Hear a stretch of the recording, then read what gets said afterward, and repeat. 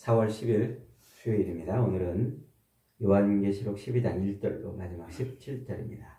말세는 광야 전쟁이다 라는 제목입니다. 말세는 광야 전쟁이다. 요한계시록은 말세에 대한 이야기라고 그랬죠.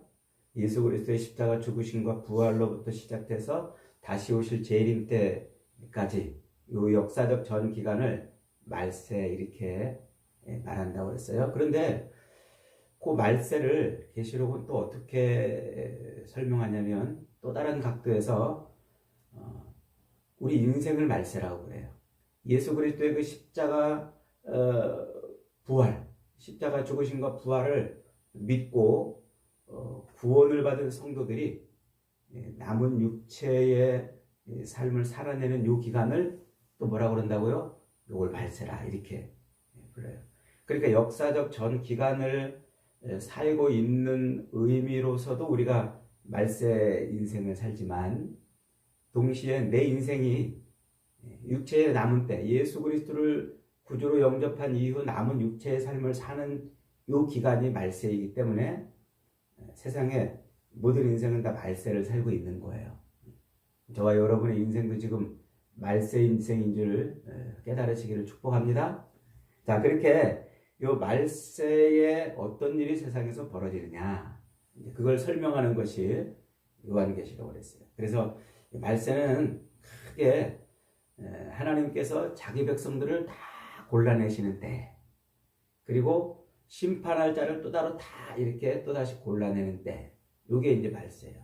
그래서 이 말세는 알곡과 쭉정이를 가르는 때다, 이렇게 설명을 했다고 그랬죠. 그래서 이제 그것을 그 알곡과 쭉정이를 갈라내는데 어떻게 갈라내느냐, 이것을 이제 다양한 각도에서 설명하고 있는 게 요한계시록이에요. 그래서 요한계시록은 전체가 7구조로 7덩어리로 되어 있다고 그랬죠. 1, 2, 3장에 한 덩어리, 4장, 5장에 또 한 덩어리, 6장부터 16장까지 한 덩어리, 또 17, 18장 또 한 덩어리, 20장, 21장, 마지막 22장, 이렇게 또 나머지 세 덩어리가 이렇게 이제 구성이 돼요.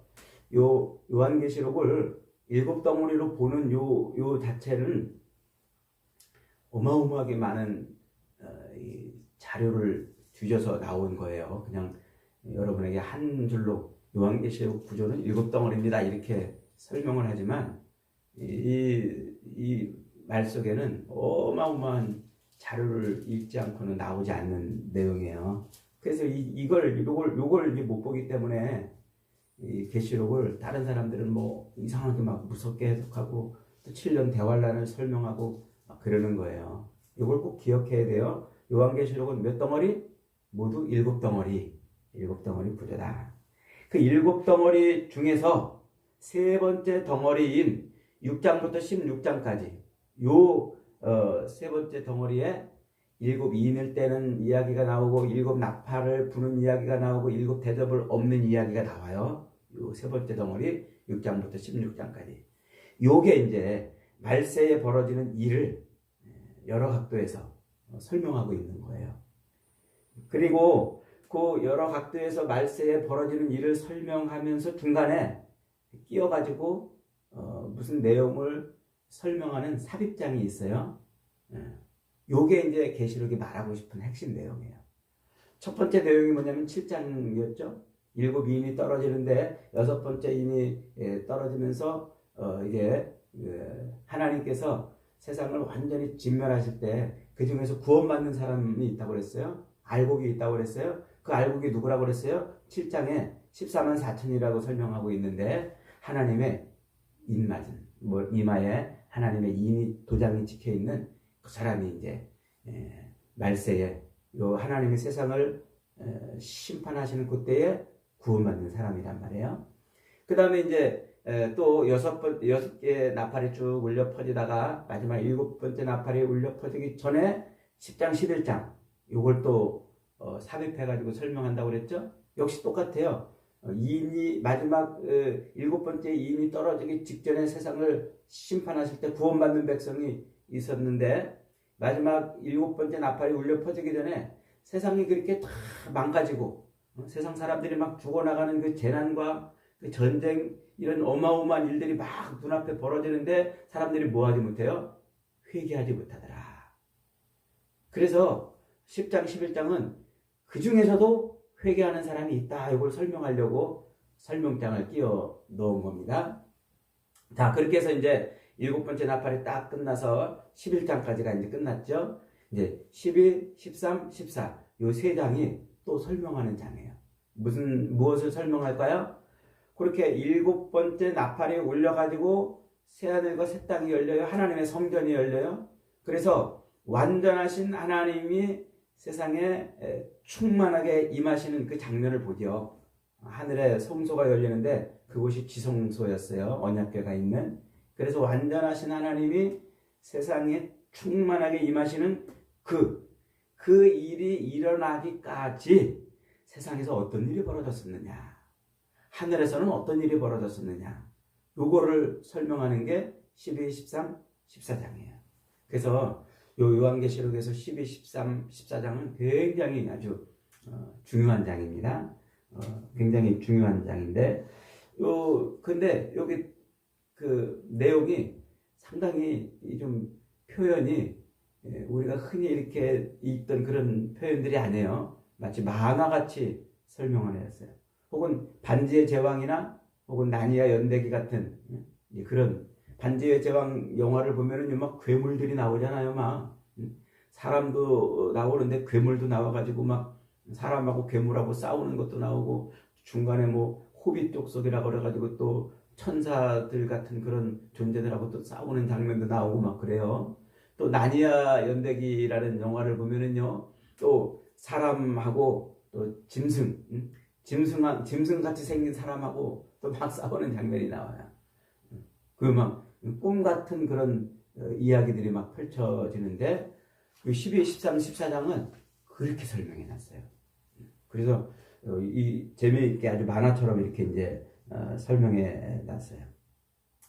자, 그 12, 13, 14장에서 특별히 12장에서 이제 강조하려고 하는 게 뭐냐? 그렇게 일곱 임이 떨어지거나 혹은 일곱 나팔이 불려짐으로 인해서 하나님의 그 완전하신 성소가 열리고 또 하나님의 그 임재가 완전히 온 땅에 충만히 임하는 그 일이 벌어지기까지 하늘과 땅에서 전쟁이 일어났었다는 거예요. 전쟁이. 그래서 요한계시록에는 총 4가지 전쟁이 나와요. 4가지. 하늘 전쟁, 그리고 땅 전쟁, 그리고 그 두 전쟁의 결과로 광야 전쟁이 벌어지고 또 마지막 저 뒷부분에 가면은 최후의 전쟁이 나와요. 최후의 전쟁. 이 4가지 전쟁을 계시록은 이제 우리에게 보여주고 있는데, 요 12장에서 3가지 전쟁이 다 나와요. 3개 전쟁. 첫째 하늘 전쟁, 둘째 땅 전쟁, 그 결과로 광야 전쟁. 이 3개 전쟁이 오늘 12장에서 지금 소개가 되고 있는 겁니다. 이 3 전쟁은 아주 중요한 전쟁이에요. 인류 역사를 한 방에 꿰뚫어 볼 수 있는 그런 하늘의 계시, 하나님이 어떻게 인류 역사를 펼쳐 가시는가 하는 것을 한 방에 꿰뚫어 볼 수 있는 그런 내용이 담겨 있어요. 그 간혹 보면요, 무당들이나 혹은 또 사이비 종교에서 그러잖아요. 이 땅에서 벌어지는 그런 일들을 보여주는 게 하늘의 계시다, 이렇게 이제 말해요. 그러면서 그 하늘의 계시를 뭐라고 표현하냐면 천기, 이렇게 표현해요. 그래서 천기를 누설하면 안 된다, 이런 말을 종종 쓰잖아요. 이 땅에서 벌어지는 일들이 하늘에서 어떻게 보여지는데, 그걸 무당들은 혹은 또 사이비 종교 교주들은 자기들이 봤다는 거예요. 그래서 그거 어떻게 그러면 이 땅에서 어떤 일이 벌어집니까? 좀 알려주세요. 그러면 천기를 누설하면 안 된다, 뭐 이런 식으로 이제 말을 한단 말이죠. 그 천기, 그 천기를 오늘 12장에서는 누설하고 있는 거예요. 천기를 누설하고 있어요. 물론 우리는 그것을 하나님의 창조와 섭리 그리고 하나님의 통치하심으로 표현을 합니다. 그러니까 무당이나 또 사이비 종교 교주들이 천기라고 말하고 있는, 하늘의 그 비밀이라고 말하고 있는 그것을 우리는 하나님의 창조와 섭리와 통치하심이라고 이렇게 말한단 말이에요. 자, 그래서 이제 이 12장에서는 하나님께서 어떤 계획과 어떤 섭리로 이 세상을 이렇게 주물러 가시는가. 그리고 그 주물러 가시는데 세상에는 어떤 일들이 막 벌어지는가.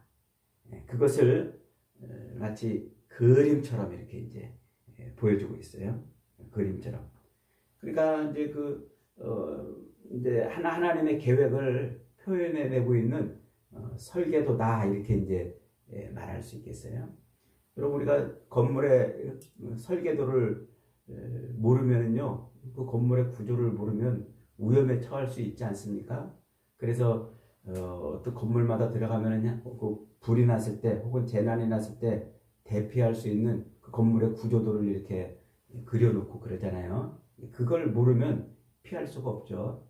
제가 예전에 저 코엑스에 이렇게 사람을 만날 일이 있어서 이제 거기를 가봤어요. 근데 저는 거기 잘 안 가는데 어쩌다 가니까 도대체 모르겠어요. 그래가지고 주차장에서 그 위로 올라와 가지고 약속 장소를 가는데도 한참 헤맸어요. 그러다가 또 다시 주차장으로 가는데 거기 가서 또 막 헤맸어요. 그 구조를 모르니까. 근데 두 번째 가니까 이렇게 전광판으로 테레비 같은 큰 화면으로 내가 있는 위치가 어디고 각 층마다 구조가 어떻게 되어 있는지를 다 이렇게 해놨더라고요. 그걸 보니까 얼마나 쉬운지 말이죠. 그거예요. 이 12장을 가만히 들여다보면은 지금 하나님이 어떻게 세상을 끌고 가고 있고 어떤 일들이 세상에서 벌어졌는가 요거를 볼 수 있다는 것이죠. 오늘 여러분에게 천기를 누설할 테니까 잘 들어보시기를 바랍니다. 이 천기를 공부하면 여러분들의 귀도 열리고 여러분들의 눈도 열리게 될 것입니다. 자, 12장은 말세를 전쟁이라고 표현한다고 그랬죠. 자, 먼저 땅전쟁입니다. 땅에서의 전쟁. 1절부터 6절입니다. 이 땅전쟁은 여인과 용의 전쟁이에요. 이 아이를 뵌 여인이 이제 해산하려고 애를 쓰고 있습니다. 그러자 그 붉은 용이 그 여인이 아기를 낳자마자 집어삼키려고 그 앞에 웅크리고 침을 흘리고 있습니다. 다음 시간에 요 자세한 내용들을 설명하겠습니다만 이 아기를 낳으려고 힘쓰고 있는 이 여인이 누구냐면 교회, 참 이스라엘을 말하는 겁니다. 그리고 이제 그 여인이 낳은 아기를 집어삼키려고 그 앞에 웅크리고 있는 요 용은 늘 하나님을 흉내내는 옛뱀, 마귀, 사탄입니다. 그리고 이제 여인이 해산하려고 하는 그 아기는 누구냐면 예수 그리스도이십니다. 성경에서 장차 세상을 철장으로 심판하실 자라는 표현은 오직 예수님에게만 붙는 표현이에요. 만왕의 왕으로 재림하셔서 온 세상을 심판하실 그리스도를 설명할 때 그때 장차 세상을 철장으로 심판하실 자 이렇게 표현을 한단 말입니다. 여기 저 앞에 시편 2편이나 그리고 계시록 2장 26, 27절에서 이미 한번 소개가 됐던 표현입니다. 자, 그렇게 이제 아기를 베가지고 아기를 낳으려고 용을 애를 이제 쓰던 그 여인이 드디어 아기를 쑥 낳았어요. 그랬더니 그 옛뱀, 그 마귀가 아기를 집어삼키려고 달려듭니다. 그 순간 어떤 일이 벌어져요? 그 순간 갑자기 아기가 슉 하고 하나님 보좌 위로 올라가 버려요. 하늘 보좌 앞으로. 그러니까 이 옛뱀 마귀와 여인의 후손으로 오는 메시아와 싸움을 이렇게 설명한 거예요. 이 만화처럼 말이죠. 그러니까 이 옛뱀 마귀와 여인의 후손이 싸우는 이 싸움을 이렇게 아주 이상한 표현으로 설명했는데 이 싸움은 아주 오래된 싸움이에요. 오래전에 이미 계시된 싸움이죠. 창세기 3장 15절부터 17절에 가면 15절에 이렇게 말하고 있어요. 내가 너로 여자와 원수가 되게 하고 네 후손도 여자의 후손과 원수가 되게 하리니 여자의 후손은 네 머리를 상하게 할 것이요 너는 그의 발꿈치를 상하게 할 것입니다. 원시 복음이라 이렇게 설명하죠. 자, 이 복음, 그 여자가 이제 후손을 낳고 여자의 후손이 이제 뱀의 머리를 상하게 하고 뱀은 여자의 후손의 그 발 뒤꿈치를 상하게 하는 요 사건이 어떻게 세상 속에서 펼쳐졌을까요? 요게 이제 구약 성경에 수많은 역사들이 설명하고 있는 거예요. 그래서 구약 성경에 등장하는 수많은 나라와 권세들이 누구를 죽이려고 했냐면 다윗의 후손으로 오는 그 다윗의 후손을 죽이려고 그럽니다. 그래서 다윗의 왕자를 끌어내리고 다윗의 후손을 죽이려고 하는 이 일이 구약 성경에 여러 가지로 표현이 됩니다. 이거 내일 소개를 해드리겠습니다. 그리고 신약에 오면은 헤롯 대왕이 아기 예수가 탄생하려고 그럴 때 헤롯이 죽이려고 그러잖아요. 그렇게 이제 표현이 됩니다. 그러나 끝내 아기는 이 땅에 태어나시고 그리고 무사히 동정녀의 몸에서 나시고 천국 복음을 전하시고 십자가에 죽임당하시고 그리고 부활하심으로 자기 백성들의 모든 죄와 허물을 용서해 주세요. 그리고 이제 사망 권세에서 해방시켜 주시죠. 그리고는 어떻게 하셨어요? 예수님이 승천, 하늘로 올라가셨죠? 이렇게 장차 다시 재림하실 때까지 하늘로 올라가서 하나님 보좌 위에 앉아 계시는 그 예수님의 그 모습, 그것을 이렇게 한 줄로 설명한 거예요. 그러니까 예수 그리스도께서 이 땅에 육신의 몸을 입고 여인의 후손으로 와가지고 십자가에서 죽으시고 부활하사 자기 백성들을 다 구원해내시는 요 싸움을 용과 여인의 후손의 싸움으로 이렇게 그려낸 거예요. 요게 에덴 동산에서부터 예수님이 십자가에서 죽으시고 부활 승천하실 때까지의 그 역사 속에 나타난 싸움입니다. 이것을 이제 내일 다시 한번 쉽게 한번 들여다봅니다. 이게 이제 땅에서 실제로 일어났던 땅 전쟁이었던 거예요. 자, 그 다음에 이제 두 번째는 무슨 전쟁이 소개가 되고 있습니까? 하늘에서의 전쟁이 소개가 되고 있어요. 7절부터 9절까지죠. 그렇게 땅에서 여인과 그리고 여인의 후손과 용이 싸우고 있을 때 그때 하늘에서는 무슨 일이 벌어지고 있었냐면 미가엘과 미가엘의 천사들이 함께 지금 누구랑 싸우고 있냐면 용과 그 부하들과 마귀와 그 부하들과 싸우고 있는 전쟁이에요. 누가 이겼어요? 미가엘과 천사들이 마귀 용을 이겼습니다. 그런데 이게 이제 하늘에서 벌어진 이 전쟁은 사실은 땅 전쟁하고 똑같은 전쟁이에요. 같은 전쟁. 그것을 이렇게 두 각도로 지금 보고 있는 거예요. 그러니까 카메라가 두 대로 전쟁을 지금 표현하고 있어요. 하나는 하늘 카메라로 찍어가지고 소개해주고 있고 또 하나는 땅의 카메라로 소개해주고 있는 거예요. 자, 여러분 축구 좋아하시나요? 우리나라 손흥민 선수가 얼마나 축구로 그냥 우리 국민들을 기쁘게 하고 막 그럽니까? 축구의 핵심은 최고는 역시 골링을 넣는 거예요. 골링을 딱 넣으면은요, 그 텔레비 중계 볼 때 그 골링을 딱 넣으면은 옆에서 또 한번 보여주고 또 이쪽에서도 한번 보여주고 위에서도 한번 보여주고 여러 각도에서 찍은 카메라로 여러 번 보여주잖아요. 그런데 그렇게 골링 장면을 여러 각도에서 찍은 것을 여러 번 보여준다고 2골 들어가고 3골 들어가고 그런 건가요? 아니죠. 한 골을 그렇게 다양하게 보여주는 거예요. 풍성하게. 그래서 저 골이 어떻게 들어갔나? 누가 패스를 하고 누가 어떤 기술을 써가지고 어떤 각도로 저 골이 들어갔나? 요것을 다양한 각도에서 찍어가지고 보여주는 거예요. 한 골을.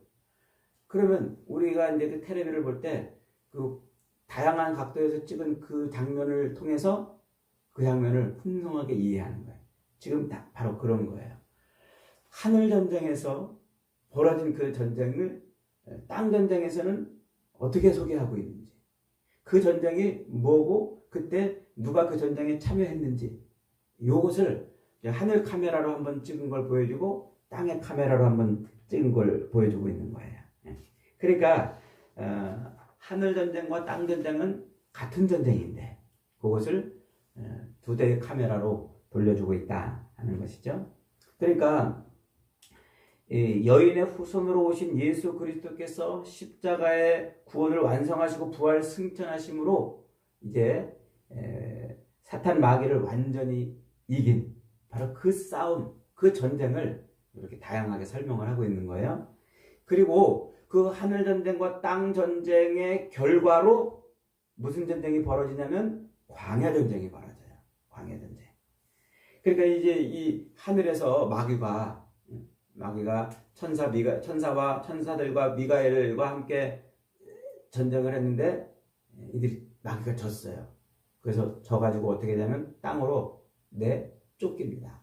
패대기 쳐져요. 땅으로. 그래서 땅으로 이제 패대기 쳐진 그거를 우리 계시록에서는 또 뭐라고 설명하냐면 땅으로 내쫓겼다, 혹은 결박당했다, 혹은 무적행에 갇혔다 이런 표현으로 써요.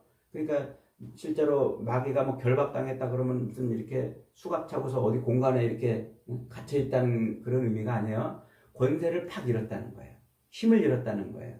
그래서 이제 그 세상 나라들을 미혹하고 어둠의 울타리 안에 가두고 지옥으로 끌고 가던 그 마귀의 그 권세가 힘이 팍 사그러들었다, 약해졌다. 근데 그걸 말하는 거예요. 자, 그래서 마귀가 그 땅으로 딱 내어 쫓겨났는데 그 마귀가 쫓겨나가지고 땅에서 와보니까 무슨 일이 있어요? 그 여인, 아기를 낳은 여인이 아기를 낳자마자 아기는 슉 하고 하늘로 올라갔는데 그 남은 여인이 아기를 낳은 그 여인이 어디로 도망을 가냐면 쫙 광야로 도망을 가요. 광야로 도망가가지고 도망갔는데 거기가 어디냐면 하나님이 그 여인을 1260일 동안 양육하려고 예비했던 곳이다 이렇게 설명해요. 하필이면 거기 떨어진 거예요. 마귀가. 그래 마귀가 하늘전쟁에서 패해가지고 그 광야로 내동댕이 쳐가지고 딱 와서 보니까 1260일 동안 여인이 아기를 낳은 여인이 양육을 받으려고 했던 바로 거기에. 그래서 그 여인을 보고서 이 여인을 이제 핍박하려고 달려듭니다. 요게 이제 광야 전쟁 시작이에요. 그러자 그 여인에게 달려들자 큰 독수리의 두 날개가 여인에게 탁 옵니다. 그래가지고 그 여인은 또 그 마귀를 피해가지고 자기의 곳으로 또 날아가가지고 또 그곳에서 그 뱀의 옛 뱀의 그 낯을 피해서 슉 하고 날아갔는데 거기에서 또 어떻게 됩니까? 한 때와 두 때와 반 때를 또 양육받는다 그래요. 그러니까 그 광야는 하나님이 1260일 동안 여인을 양육하려고 예비했던 곳인데 그곳으로 도망을 가가지고 여인이 한 때와 두 때와 반 때를 양육받는다 그래요. 우리 앞에서 배웠죠. 42달, 1260일, 한 때, 두 때, 반 때. 이게 다 똑같은 얘기라고 그랬죠. 그러니까 이렇게 또 여기서 그 얘기가 한 번 더 나오는 거예요. 이방인이 두 증인을 42달 동안 막 짓밟는다고 그랬잖아요. 그 42달이 1260일이에요. 날수로. 햇수로 하면 3년 반. 이게 무슨 의미라고 그랬어요? 이게 바로 말세의 전 기간을 설명하는 거라고 그랬잖아요. 그러니까 아기를 낳은 그 여인이 어디로 피신했냐면 하나님이 한때 두때 반때 1260일 잘 보호해가지고 양육시키고 광야로 갔단 말이에요. 그런데 그 광야에 누가 지금 패대기 쳐서 왔어요? 마귀가 온 거예요. 그래서 그 마귀랑 한판 또 싸움을 하려고 이제 그럽니다. 그래서 17절 한번 보겠습니다. 17절 같이 있습니다. 시작. 용이 여자에게 분노하여 돌아가서 그 여자의 남은 자손 곧 하나님의 계명을 지키며 예수의 증거를 가진 자들과 더불어 싸우려고 바다 모래 위에 서 있더라. 이게 광야 전쟁이에요. 그러니까 이제 광야로 패대기 쳐가지고 딱 와서 보니까 여인이 그 광야로 피신해 와 있네요. 그래서 그 이제 옛뱀 이 용이 그 여인을 이제 죽이려고 달려드는데 그때 어떤 일이 벌어지냐면 땅이 쫙 벌어져가지고 그 용이 삼키려고 하는데 그 물을 용이 이제 여인을 이렇게 수장시키려고 물을 쫙 붓는데 땅이 쫙 갈라져가지고 그 물을 쫙 흡수해버려요. 그러니까 이제 여인을 못 죽이니까 이 용이 화가 나가지고요.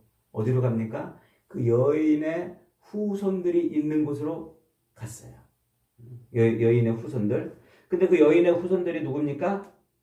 여자의 남은 자손, 하나님의 계명을 지키며 예수의 증거를 가진 자들이라고 해요. 이게 누굴까요? 교회죠. 바로 우리를 말하는 거예요. 우리. 이게 이제 광야 전쟁인 거예요.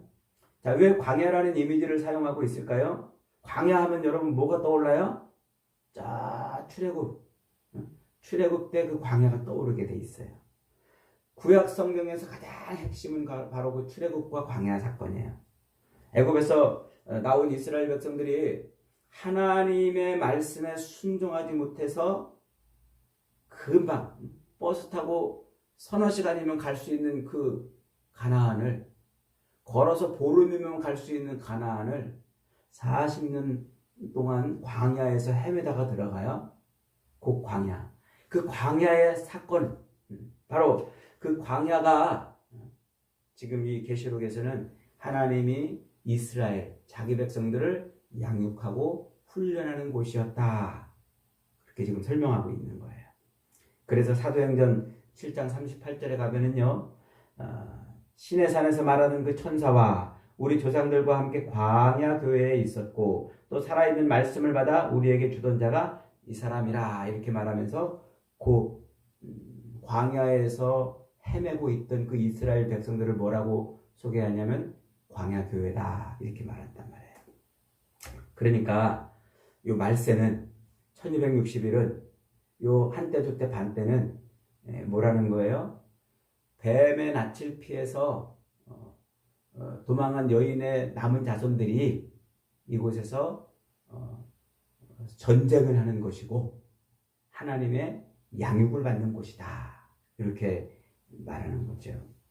그러니까 이제 용은 지금 누구랑 싸우려고 지금 달려들고 있냐면 하나님의 말씀과 예수의 계명을 가지고 있는 자들, 여자의 남은 후손과 싸우려고 그러는 거예요. 그 여자의 남은 후손이 누굽니까? 바로 우리들이라는 거예요. 교회, 우리 성도들. 그러니까 오늘 저와 여러분은 지금 어디에 서 있는 거예요? 광야 전쟁터에 있는 거예요. 광야 전쟁. 한번 따라해 봅시다. 우리는 지금 전쟁터에 있다. 예?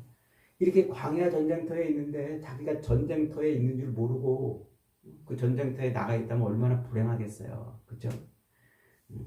그러니까 우리는 지금 이 영적인 전쟁을 싸워야 되는, 막한 마귀와 전쟁을 싸워야 되는 영적인 군인들이에요.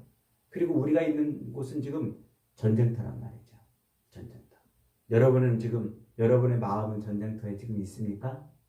어떤 교인들의 마음은 전쟁터가 아니라 시장터에 가 있어요. 늘 먹고 사는 문제 여기에 늘 집착하고 매일 주식값 오르내리는 것 거기에 목을 메고 아파트값 오르내리는 것 거기에 울고 웃고 늘 무엇을 먹을까 무엇을 마실까 어떻게 하면 출석하고 어떻게 하면 높아지고 어떻게 하면 대접받고 어떻게 하면 멋지게 내 삶을 그리고 내 자식을 어떻게 하면 성공시킬까. 하나님을 모르는 이방인들하고 똑같은 그런 생각 그런 마음 그런 것 갖고 살고 있어요. 이 시장터에 마음이 가 있는 거예요. 어떤 사람은 또 놀이터에 마음이 가 있어요. 늘 마시고 취하고 놀고 즐기는 것에 마음이 묶여 있어요. 먹고 사는 것도 교회 생활도 다 그 뒷전이에요 그냥. 그래서 늘 그 마음이 놀이터에 가서 있는 거죠. 여러분 우리가 예수 그리스도의 십자가 죽으심과 부활을 믿고 구원을 받은 백성이라면 우리는 육체의 남은 때를 어디서 살고 있는 거예요? 이 광야 전쟁터에서 살고 있는 거예요. 그러므로 출애굽 애굽에서 나왔다면 하나님의 약속의 땅까지 가기까지 이 광야를 지나가고 있다는 사실을 잊어버리면 안 돼요. 그 광야에서는 수많은 어려움들, 미혹들, 유혹들, 핍박들이 있는 거죠. 그러니까 이 여전히 광야 길을 내가 걸어가고 있으면서도 그 마음이 광야에 있다는 사실을 인정하지 않으면요. 그러면 옛날 애굽에서 종노릇 할 때가 자꾸 생각나요. 그래서 종노릇 할 때 그 생활을 그리워해서 그리 다시 돌아가고 싶고, 그래서 원망하고 불평하고, 또 기회만 되면은 하나님의 교회의 지도자들을 욕하고 그렇게 시비를 걸고 그러는 거예요. 그러면서 자꾸 애굽으로 돌아가자, 애굽으로 돌아가자, 옛날로 돌아가자 그러는 거죠. 애굽을 떠난 사실에 대한 감격과 기쁨이 없어요. 지금 광야에서 이 장막 가운데, 성막 가운데 불기둥과 구름기둥으로 함께 하시는 하나님의 임재를 경험하지 못해요. 동물을 잡아 죽임으로 자기 죄를 용서해 주시는 그 하나님의 그 긍휼과 자비하심을 한 번도 기뻐하지 못해요. 광야를 살면서도 말이죠. 마음이 어디가 있으니까 시장터에 가 있고 놀이터에 가 있고 엉뚱한 데가 있으니까 그런 거예요. 이 광야에 나와서 내가 전쟁터에 지금 있다고 하면 이 애굽에서 우리를 꺼내신 그 하나님의 은혜와 그 사랑을 인해서 기뻐 춤추고 감사하며 살게 되는 것이죠. 그리고 약속하신 그 땅을 향해서 설레이는 마음으로 기대감을 갖고 광야를 지나갈 수 있는 거죠. 사랑하는 여러분, 지금은 말세입니다. 이 말세는 광야에서 전쟁하는 기간입니다. 그러니까 전쟁터에 마음이 가 있어야 됩니다. 군인에게는 전쟁터가 복이고 자랑이고 기쁨 아닙니까? 우리의 대장 되신 그리스도께서 앞서가신 그 전쟁터, 수많은 성도들이 이미 피를 흘리며 죽음을 맞서 싸운 그 전쟁터, 지금도 신실한 주의 종들이 힘차게 군가를 부르며 기도하며 대항하여 마귀와 전쟁을 하고 있는 광야 전쟁터, 이것을 잊어버리면 안 돼요. 그래서 우리 마음 늘 전쟁터에 있다는 것을 알고 언제든지 어느 때든지 싸움을 할 준비를 하고 있어야 돼요. 이것이 오늘 우리 성도들의 삶입니다. 사랑하는 여러분, 이 말세는 전쟁하는 때예요. 광야 전쟁에 있는 저와 여러분이 이 마음을 딴 데 뺏기지 말고 늘 싸울 준비를 하고 전신갑주로 무장해서 이 광야 전쟁을 승리할 수 있는 복된 인생들이 다 되시기를 주님의 이름으로 축복합니다.